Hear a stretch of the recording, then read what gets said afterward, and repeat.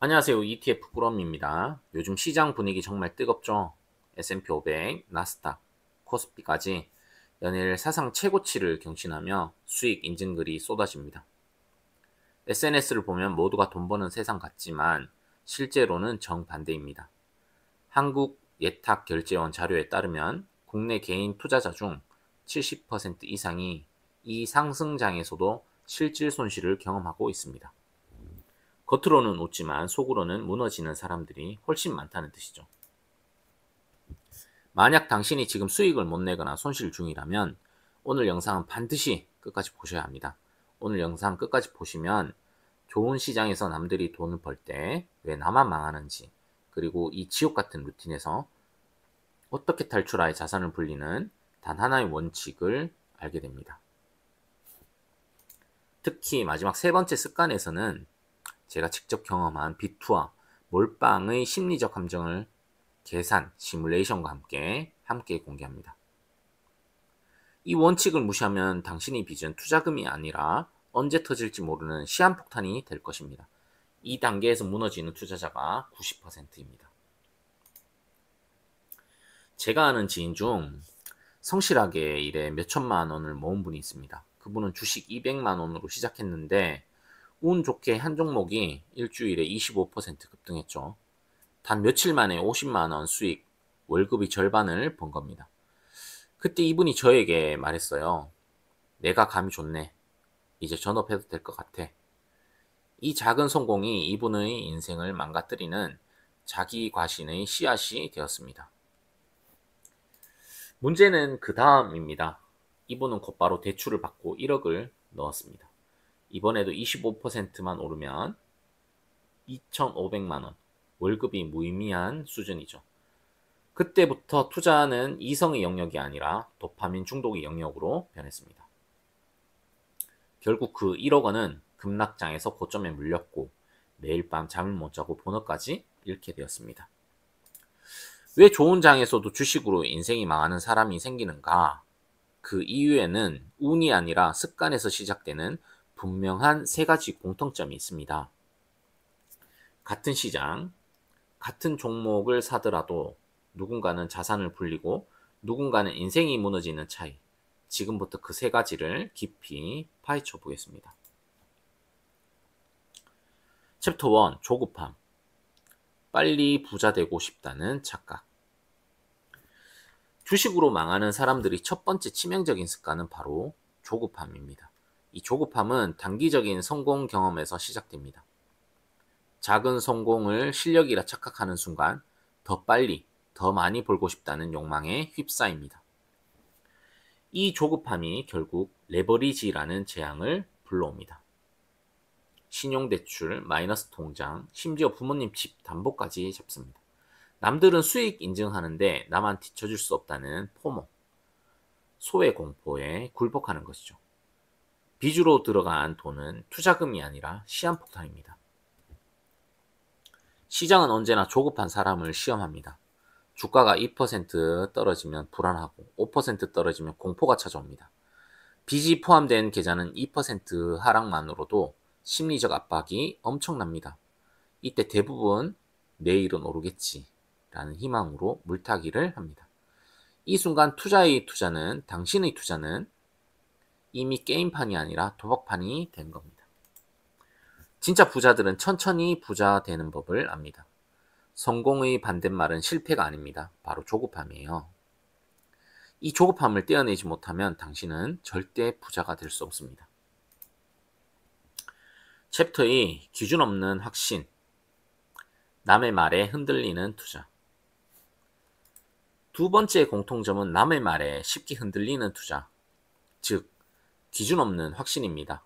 조급한 마음을 가진 사람은 자신의 분석보다 유튜버의 강력 매수, 증권사 리포트의 목표가 20% 상향 같은 남의 확신을 더 믿습니다. 하지만 여러분, 남의 확신은 내 돈을 지켜주지 않습니다. 정보의 홍수 시대입니다. 뉴스, 커뮤니티, 단톡방에서 매일 쏟아지는 수천 개의 정보 속에서 진짜 중요한 건 내 기준입니다. 그런데 대부분의 투자자는 이 기준이 없습니다.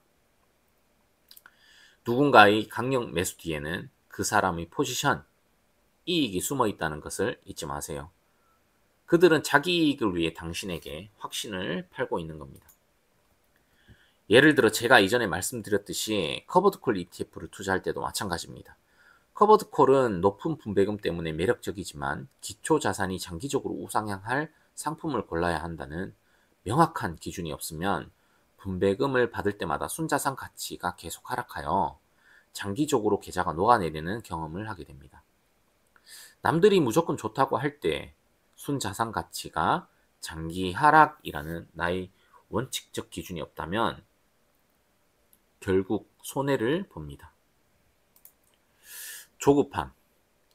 이 기준 없는 투자의 끝은 잔인합니다. 조급함으로 빚을 내고 남의 말을 믿고 몰빵한 상태에서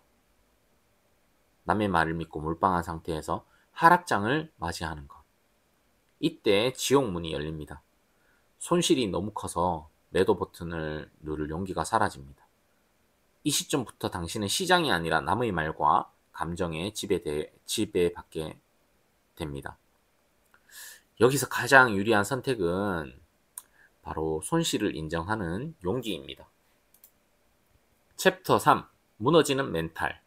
감정에 휘둘리는 투자.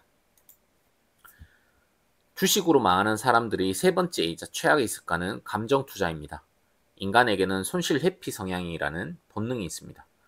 이익보다 손실에 2배 이상 민감하게 반응하죠. 그래서 이익은 조금만 나도 빨리 익절하고 손실은 언젠가 오르겠지라며 질질 끄는 존버 패턴이 반복됩니다. 그 결과 계좌에는 수익 난 종목은 없고 애물단지, 마이너스 종목만 가득 남습니다. 하락장이 오면 이 감정이 극단으로 치닫습니다. 이번엔 진짜 끝날 것 같아. 이대로 있으면 다 날아가겠다. 이 말이 나올 때가 아이러니하게도 대부분 바닥 근처입니다. 감정이 폭발할 때 시장은 오히려 반등을 준비하고 있죠. 하지만 공포가 최고조에 달하면 사람은 손실을 멈추고 싶다는 욕망에 굴복합니다. 이젠 도저히 못 버티겠다. 조금이라도 남았을 때 팔자. 결국 매도 버튼을 누릅니다. 그 순간 시장은 반대로 올라가기 시작하죠. 이성보다 감정이 앞선 결과 가장 비싸게 사고 가장 싸게 파는 전형적인 패턴이 반복됩니다. 워런 버핏이 이런 말을 했습니다. 감정적인 투자자는 시장의 밥이다.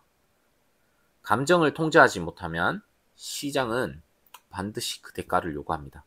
당신의 멘탈이 무너지는 순간 투자자의 자격을 잃는 것입니다. 주식으로 인생이 망하는 이유는 단순히 돈을 잃어서가 아닙니다.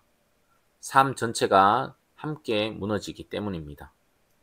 비밀로 시작한 투자가 빚과 생활비 유용으로 드러나면 가족과 신뢰가 깨지고 업무 중 주가 확인으로 본업을 망칩니다.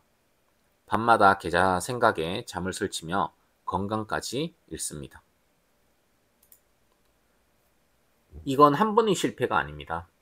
작은 과시는 비투가 되고 감정 폭발이 되고 삶의 붕괴라는 4단계가 천천히 그러나 확실하게 진행됩니다. 한순간에 무너지는 게 아니라 천천히 침몰하는 겁니다. 결론적으로 주식으로 망하는 이유는 투자 실력 부족이 아니라 멘탈과 기준의 부재입니다. 이 세 가지를 지키세요. 첫 번째는 조급하지 않고 빨리 부자 되려는 착각을 버려라. 두 번째는 남의 말보다 나의 원칙적 기준을 믿어라. 세 번째는 감정을 통제하고 공포에 매도하지 마라. 시장은 오르고 내립니다. 하지만 부자가 되는 사람은 계좌가 아니라 멘탈이 강한 사람입니다. 주식은 인생의 속도를 늦추는 도구라고 생각하세요. 빨리 가려고 하지 말고 오래 버티세요. 그게 결국 살아남고 승리하는 유일한 것입니다. 끝까지 시청해 주셔서 감사합니다. 오늘 영상이 당신이 소중한 자산을 지키는 데 도움이 되셨다면 구독과 좋아요 부탁드립니다. 댓글로 여러분의 생각이나 극복 경험을 꼭 남겨주세요.